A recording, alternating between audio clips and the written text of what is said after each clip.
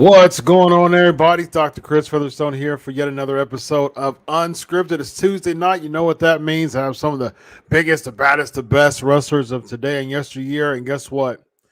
Tonight is no different, ladies and gentlemen. Listen, there's been a lot of pretty people in the world of professional wrestling, all right?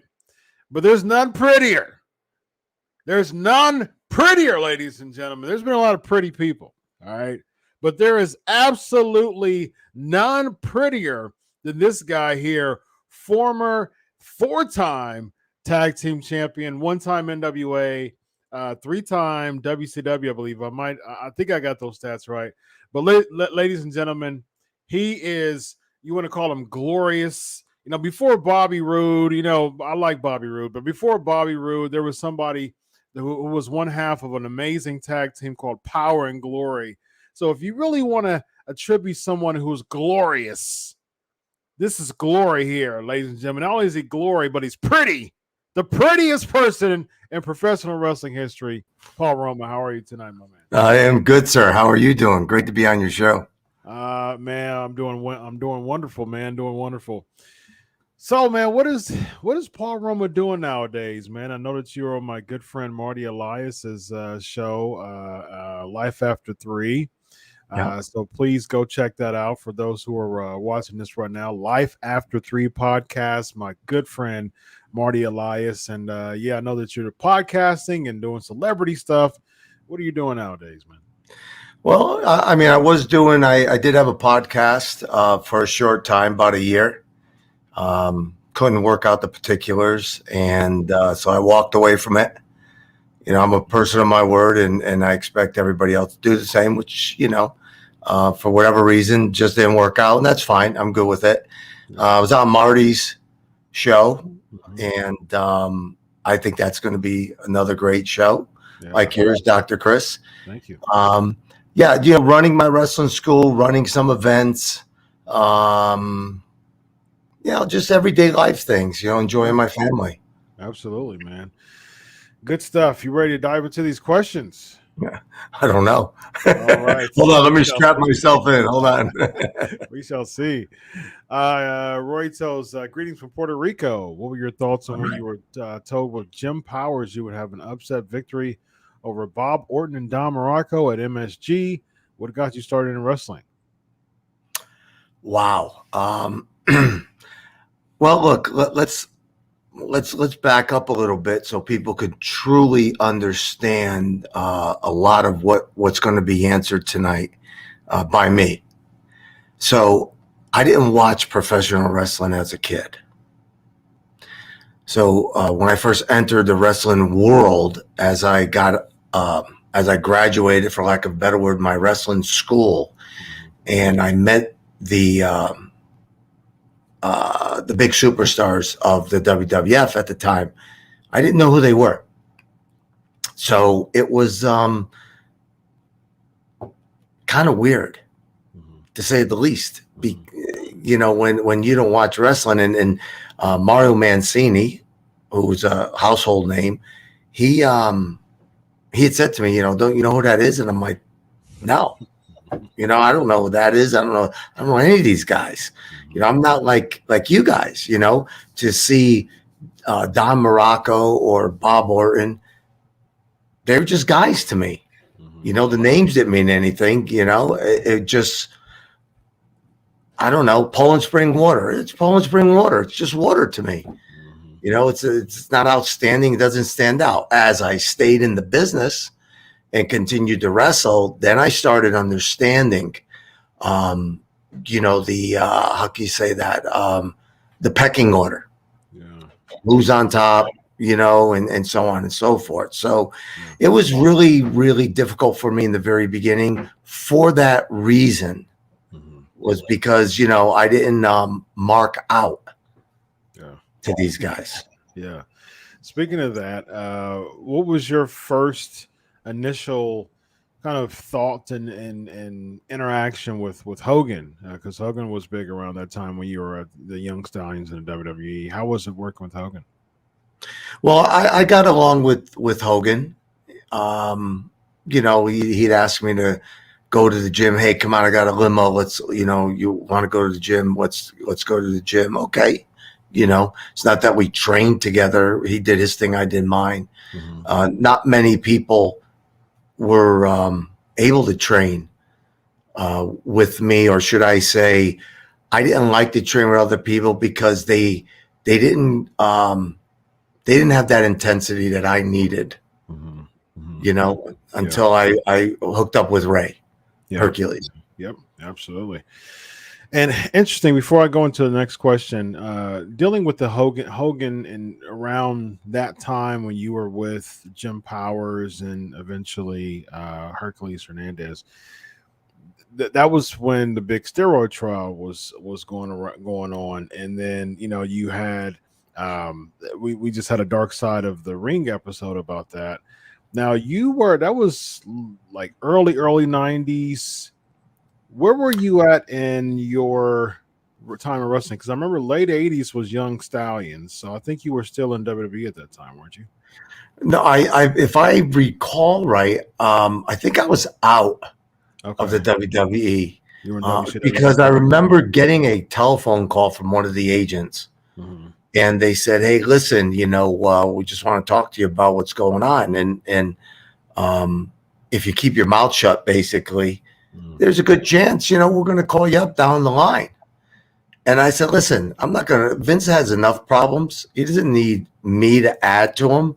I'm not going to say anything. And you know what? You're not going to call me. I mean, don't lie to me. That's what they do to pretty much everybody. And I've said it time over time to the old timers. And I'm an old timer now, right? I don't sit around waiting for my phone to ring. And and I've made that comment to a lot of people. I've made it to Tony Atlas not that long ago, and I said to him, I said, Tony, Vince ain't gonna call you. Stop waiting around by the phone. He's not gonna call you. He doesn't want you back. Yeah. And when one of the older wrestlers got in touch with me, I had said to him, I said, listen, your time has come and gone. I use the guys from my wrestling school now and guys from other, wrestling schools. It's not for me to bring you in. Yeah. You've had your shot. It's done now. Yeah. That's the end of it, So, yeah.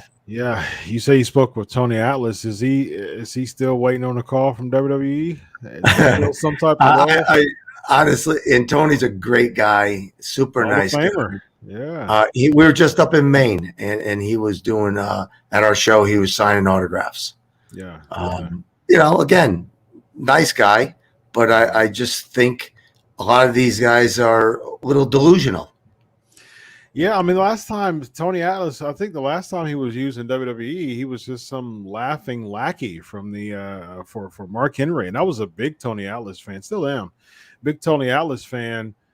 Just as a black, fan back in the '80s, he was someone who was just, he was an Atlas. He was chiseled Yeah, out of stone. yeah. Still is. I saw a recent IG pic of him. He still has guns of steel, man, like crazy. His biceps are still like mountains. and and I remember back in the day, I was a huge Tony Atlas fan, and then as the whole Saba Simba thing, I was like, who the heck is this? And then more, and he was more utilized like crazy as some laughing lackey as for Mark Henry, just it was just weird how Vince used Tony Atlas. I mean, when he was from his tag team back in the day, he was used well. But Right. I mean, these last few incarnations of Atlas has been really weird. I don't understand that. Well, I mean, excuse me. It's really a question of money. Yeah. You know, how much are you willing to get paid for your dignity, for your respect?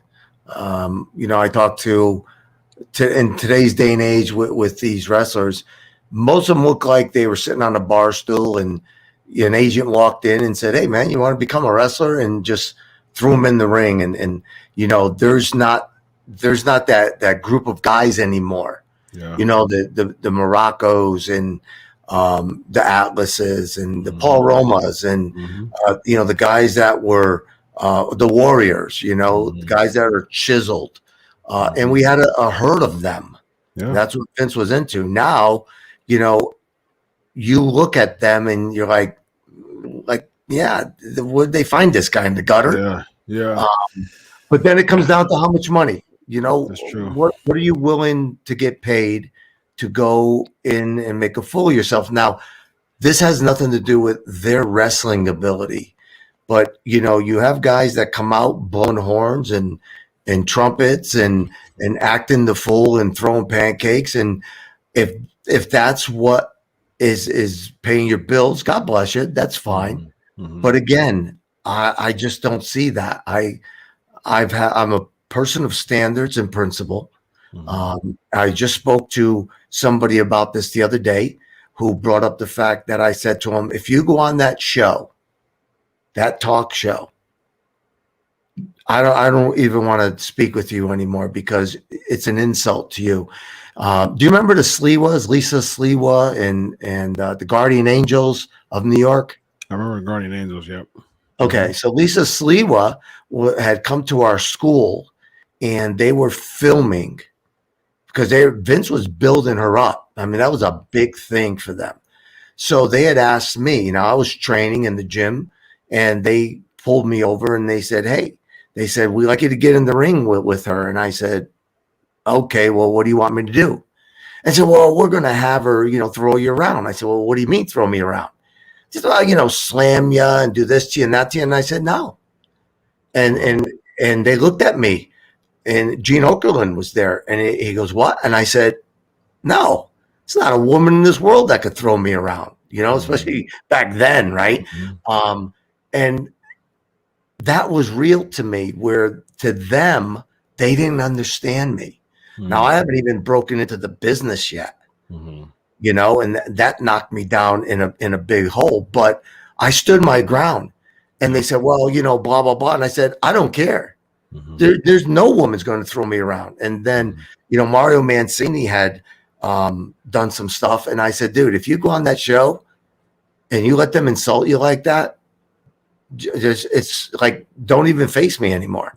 And he didn't go. They called him up to go on this event on TV, and he told them he wasn't coming, and they lost their mind over it. because he was scheduled to come in. But again, you know, I have my standards. I have my self-respect. And maybe I didn't quite understand, or maybe they didn't quite understand that I'm not going to be made the fool of. Yeah. Yeah. Yeah. Guillermo's asking, how was working with the Four Horsemen? Working with the Four Horsemen started out rough. Again, I was tagged with Arn for the most part, you know, my partner. And in the beginning, I thought I was, you know, it was a little hard to understand what they expected of me. Every time I came out of the ring, it was, you know, Rick kind of talking in my ear, you know, the Horsemen don't do that. And I'm like, oh, okay. Oh, yeah, the Horsemen don't do that either. I'm like, okay.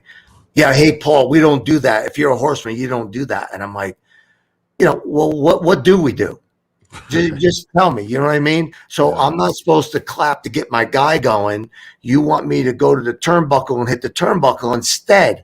I mean, okay, so, you know, we're talking semantics here, you know, little things. And I just started getting aggravated. When he wasn't around, Arn and I gelled. Everything was fine. You know, Arn, super nice guy. When Rick came around, you know, attitudes, dispositions changed. So, you know, being a Horseman, when people go, oh, you know, you were one of the worst Horsemen. Listen, where were you? I think you were home sitting on your sofa. So what are we talking about here? At least you know, they can't take that away from me. You know, when you know, in my line of history, it's going to be, you know, the Young Stallions, you know, Power and Glory, Pretty Wonderful, the Four Horsemen. You can't take that away. It's done now. You know, it's etched in stone. So, you know, like me or hate me or, you know, disapprove, whatever the case may be, it's history now, people. Yeah. Who came up with the idea for you to join the Horsemen? Dusty Rhodes. Oh, okay. What was his rhyme and reason? What was his rhyme? Did it come up to you and say, hey, Pretty Paul, baby, we got to do something about you, baby? Brother, he came up to me. Actually, the way it worked was I was part owner in World Gym. Okay. And they had called me at my gym and said that they wanted to bring me in. And I said, okay. And they said, we want to make you a Horseman. And I said, okay. And they said, well, this is what we're going to pay you. And I said, okay. I mean, this is all joking aside. This is the conversation. Wow. And he goes, I don't think you understand. And I said, okay. He said, we're going to make you a Horseman. And I said, I understand. And we're going to pay you this. And I said, yeah, I understand. And you're okay with that? And I said, yeah. No. I don't think you're quite getting it. So he told me a third time, and his hang up was on the money.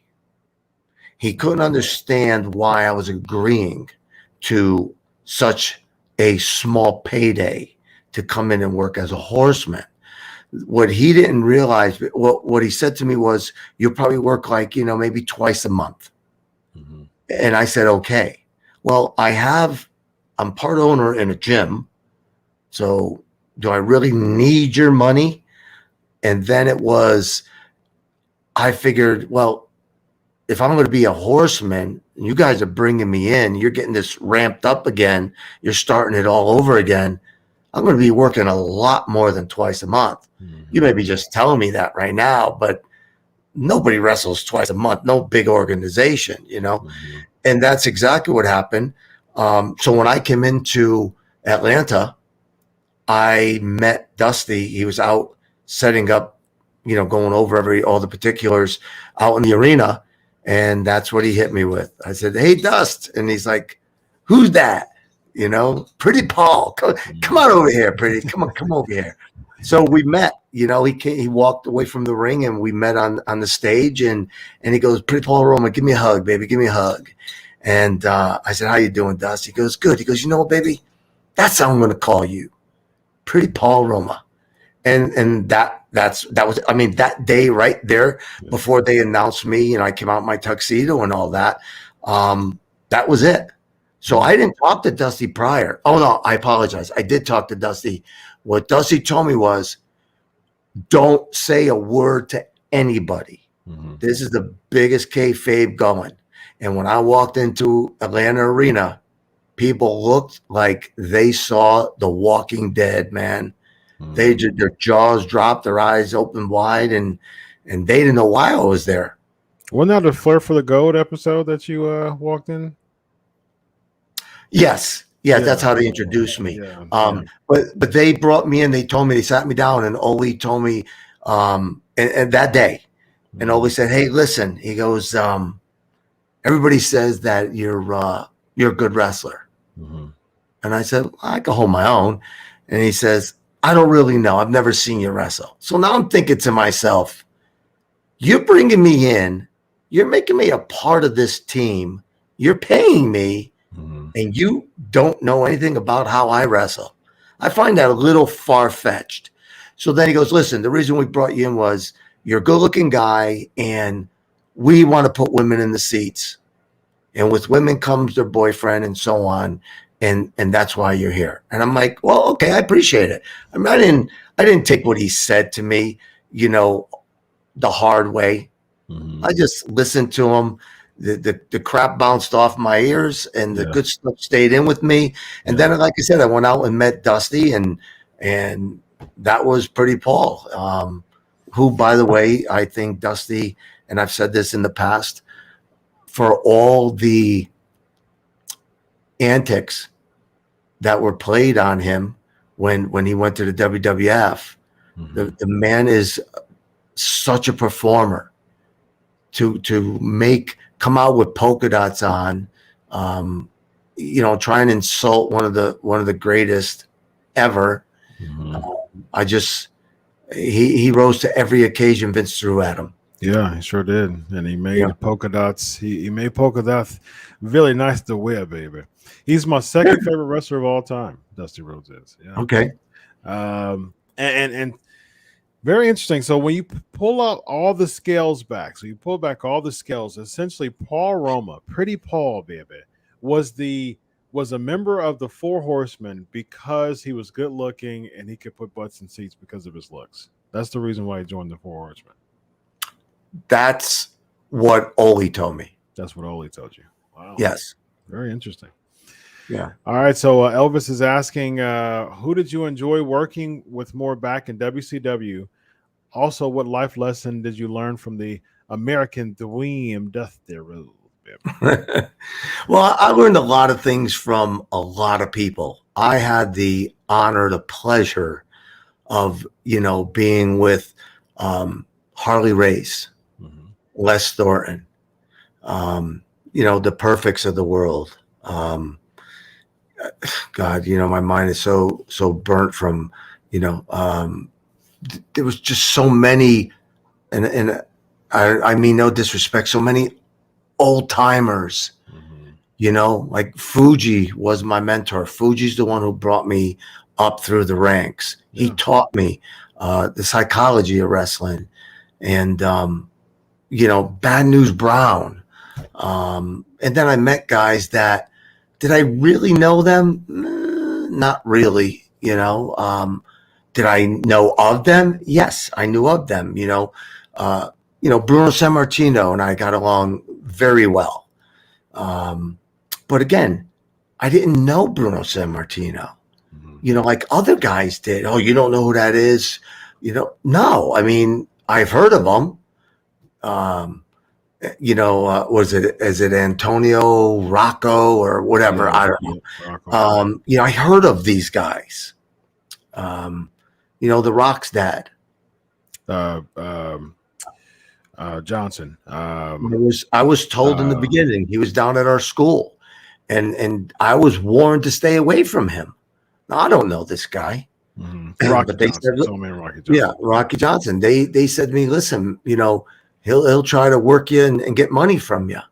And it's funny. And after somebody had told me that, one of the wrestlers told me that, he called me outside and he said, hey, listen, you look really good and I could do some stuff with you. And I forget the dollar amount or whatever. And I said, okay, let me think about it. And I walked back inside and there was no more said. That was the end of it. So they were right. I didn't think ill of the man. I just kept my distance. Mhm. I know that, The Rock shows me, or at least, back then when I had gone to a show, he just came over with the utmost respect. One time I had pinged him online, and, he wrote right back and said, hey, it's because of, you guys, my dad and the Samoans, my uncles, and, and you the guys who paved the way for all of us. And, we don't ever forget that, and blah, blah, blah. I think I support him. I support him in his movies. Steve Austin, another one. I support Steve Austin in his movies, and I'm not saying that I like them all, Mhm. but I do support them because I got along with these guys.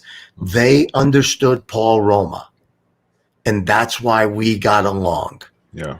Yeah. And the guys that didn't understand Paul Roma, I could care less about. Yeah. Go about your business. That's that, and that's the way it was with me. Yeah. Steven's asking, do you keep in touch with the Four Horsemen?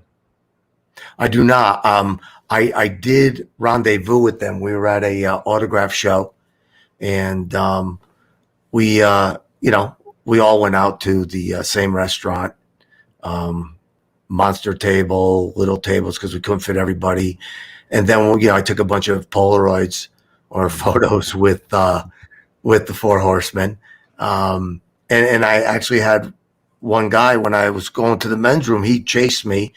And he said, hey, are you leaving? And I said, no, I'm not leaving. He goes, okay, okay. He goes, because I was first in line. And I said, well, why'd you get out of line? And he said, because I thought you were leaving. He goes, the only reason I came up here was for you. Mhm. And I was like, wow, well, that's, I really appreciate that. I shook his hand and I thanked him. And then I got with the Horsemen and we all got together and, took our photo shoot. But, I guess there's been times where, I don't know, maybe it's being humble. And now I'm probably contradicting what I'm going to say, but I don't look at myself as having the popularity that I've grown to understand. Mhm. I've done the virtual, I've done 2 virtuals, and unbelievable. It's just been, I signed for 3 hours.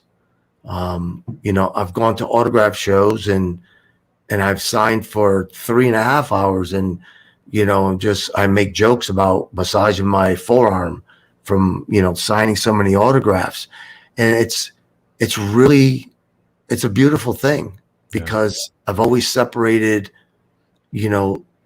the me from the wrestling me. Yeah. I keep those separated. Mhm. I just had a guy walk up to me at Home Depot the other night, and he goes, are you Paul Roma? And I went, I am, sir. I am. And he goes, I knew it. I knew it. Could my wife take a shot of us? And I was like, yes. And, he goes, man, I can't believe how nice you are. And I'm like, okay. Cause we actually talked for about 30 minutes.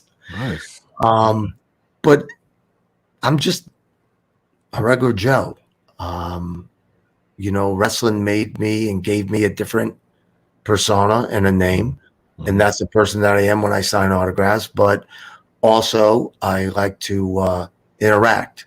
Mhm. I think that people that were behind me, that liked me or disliked me or whatever case may be, like now, ask the questions. Mhm. This is your time, man. This is your show, Chris, Dr. Chris.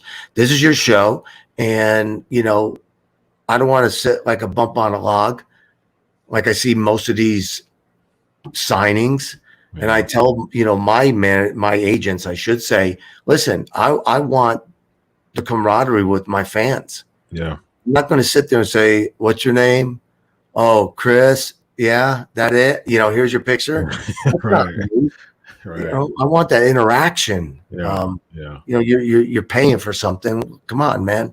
Fire away. Yeah. Appreciate that. Fans appreciate that for sure. Last question from Justin. Mr. Roma, how did Hercules' death affect you? Okay. Hercules was my, how can I say this? My soulmate, as far as a man is concerned. Mhm. That's what he is. Yeah. And always will be. Mhm. So I don't look, I try not to go to funerals because I want to remember you as like you are now, doctor, like you are now, Mhm. not laying still. Mhm. So my dad passed away. There was no funeral. He was cremated, and well, I shouldn't say there was no funeral, but not in that sense where I saw his entire body. So he's buried in Arlington Cemetery, military cemetery, but he was cremated. Mhm. So in his death, I learned a lot of things. But one thing I preach, and sometimes you slip up because you just get caught up in that. However, Ray Hercules is not dead to me. Mhm. I talk to him still. I continue to train with him in the gym. So, how did it affect me? Well, he's not here physically, but he is here for me mentally. So, no one that I love in my life ever dies. Mhm. I just don't see them, but I continue to talk to them. And I that's how I remember, live my life. yeah, I remember when I was a kid in the 80s. I used to be in my backyard and I always wanted a chain just because I used to love Hercules' theme song. Da-da-da-da, da-da-da-da, da-da-da-da-da-da. So I used to do that back in the day in the 80s. This was like 87, 88. So I was like in the backyard of my home, and I don't know how I got a chain, a big long chain, and I would mark out. I would just go and I would wrap it around and I would just swing it around like Hercules and like I was a big Hercules mark back in the day, man. I used to love just swinging the chains around because of Hercules, and I always wished that Hercules had a better push. I mean, like I've talked about this before in my shows. I've been doing this for 10 years, and I've said many times, like I wish Hercules was pushed better as a singles wrestler. I thought that he had so much potential to be a top star, to be a top main event star. He played fodder for like Hogan and stuff like that, and was when he was with DiBiase and stuff like that, and him and Heenan was trading Hercules and all that. I'm just like, oh man, he deserved better than that to me. I thought he could have been a top babyface, to be honest with you. So yeah, Without a doubt. I mean, because of the size and he could compete with anybody. yeah, But you got to remember something too. When you're in that business that we're in, and you have people calling the shots, that's fine. I get all that. yeah, But also when you have other wrestlers that are prima donnas, yep, then there lies the problem. yeah, absolutely. And that's just it. Like name me other than Hogan. Name me any wrestler that has kicked out of, and I'll use a small number, 10 finishing moves from top guys. Not many. No, no. Hogan, I mean, back in the he day, kicked yeah, out of everybody's finish yeah, because that's who he was. He's probably still to this day an egomaniac. I mean, a legit. He bought into this. What these guys don't understand, and not all of them now, hmm not all of them. Look, you have King Haku, hmm who is legit tough guy, legit. You have Barbarian, legit. But then you have the people that Hogan supported, like the Beefcakes. hmm He's not a tough guy. Never was. Never was. And you have these guys there. But because you're in the clique, it's you don't get that movement. You don't get that push. yeah, Um, and people show their true colors. yeah. They really do when push comes to shove, and it's not pretty. It was really difficult to be a top babyface around that time, because Hogan really monopolized that. He really had a ceiling. Savage was around WrestleMania 4, but it really was kind of like setting up for the heel turn for WrestleMania 5 for Hogan to win the title again. So yeah, You got a guy, Macho Man. Macho Man was, I don't know, maybe 6 foot, possibly 6'1", maybe. I don't know. Didn't weigh more than me, right? But because of who his dad is, he gets the push. However, Hogan finds him as a threat. You know what I mean? And I've seen this, in that short period of time. I saw this, just how it's playing out. Yeah. This guy's such a baby. Like when I was in WCW, it was Orndorff and myself, and we wrestled Hogan and Savage. So I set up this really nice thing. I said, okay, listen, tag me. I'm going to talk to you. I'm going to be like calming you down. And when I turn around, I want Hogan to be right there. And I'll just like look up at him like he's the Empire State Building, and I'll puppy back, and you know what I mean? And so I started backpedaling into the ring, and I turn around and there he is, and the people popped, they dug it. You know what I mean? Yeah. But during Hogan's comeback, he hits me with a punch. And I spin around, and then he hits Orndorff. Orndorff takes a bump. Well, when I come in for the second one, he hits me, and I take that bump. After it was all said and done, Orndorff walked up to me, and he goes, "Hey, Terry's mad at you." And I'm like, he's upset. And I'm like, what? I said, we had a great match. It was in Disney. We were filming. And they goes, yeah, well, you didn't take a bump on his first punch. Man, I lost it. I lost my mind. Wow. I'm going to leave out all the choice words right now. So every other word that came out of my mouth was a bad word. And I basically said he couldn't knock me out on his best day with his best punch. I said it made no sense that I'm fresh and I take a bump. That's why I took it on the second one. Yeah. And then I took his leg. I mean, really? So I said, let's go. I'll straighten this out right now because I'm ready to throw down. And he's like, no. Just let it go. Let it go. Let it go. And I said, okay, I'll leave it be. I'll leave it be. But that's who the guy is, man. That's who he is. I mean, think about this.